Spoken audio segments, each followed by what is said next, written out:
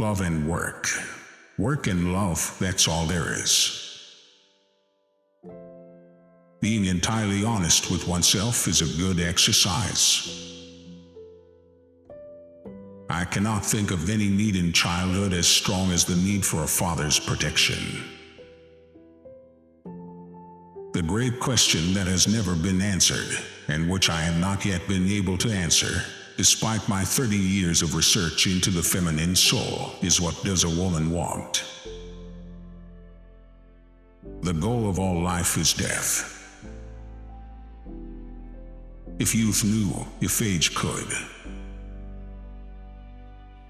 If a man has been his mother's undisputed darling, he retains throughout life the triumphant feeling, the confidence in success, which not seldom brings actual success along with it.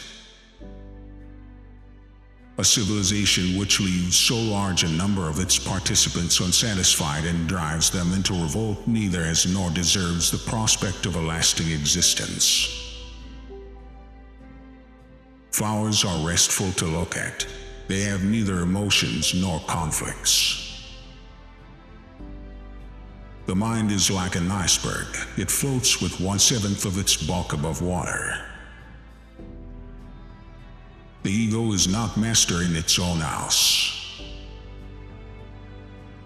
He that has eyes to see and ears to hear may convince himself that no mortal can keep a secret. If his lips are silent, he chatters with his fingertips. Betrayal oozes out of him at every pore. The interpretation of dreams is the royal road to a knowledge of the unconscious activities of the mind. The conscious mind may be compared to a fountain playing in the sun and falling back into the great subterranean pool of subconscious from which it rises. The first human who hurled an insult instead of a stone was the founder of civilization. The voice of the intellect is a soft one, but it does not rest until it has gained a hearing. Dreams are often most profound when they seem the most crazy. The tendency to aggression is an innate, independent, instinctual disposition in man. It constitutes the powerful obstacle to culture. Civilization began the first time an angry person cast a word instead of a rock.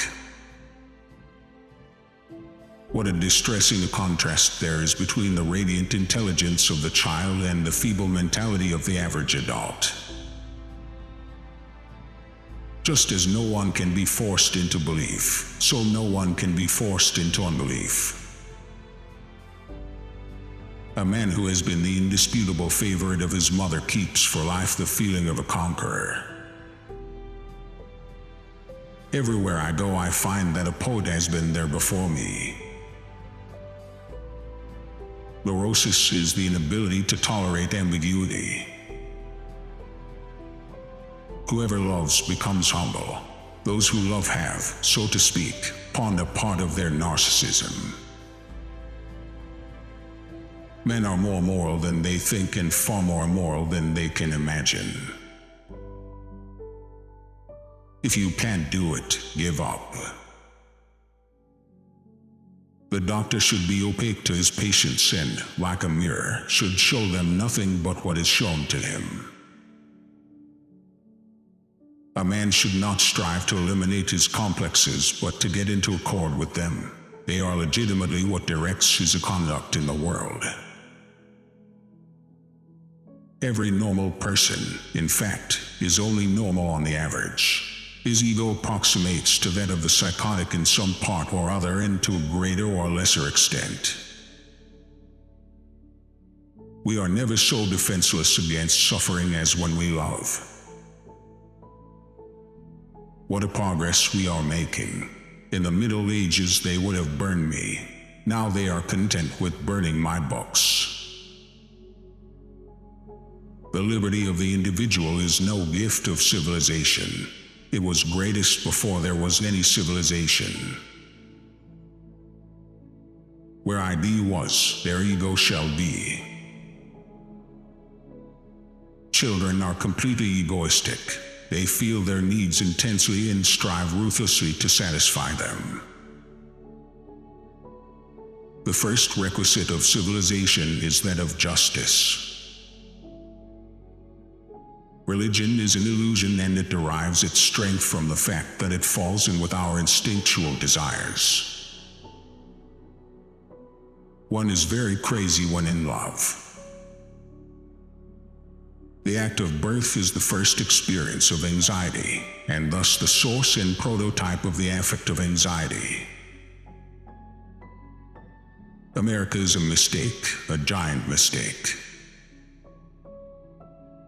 A certain degree of neurosis is of inestimable value as a drive, especially to a psychologist. A belligerent state permits itself every such misdeed, every such act of violence, as would disgrace the individual. America is the most grandiose experiment the world has seen, but I'm afraid it is not going to be a success. Analogies, it is true, decide nothing, but they can make one feel more at home. Sadism is all right in its place, but it should be directed to proper ends. It is impossible to overlook the extent to which civilization is built upon a renunciation of instinct. Like the physical, the psychical is not necessarily in reality what it appears to us to be.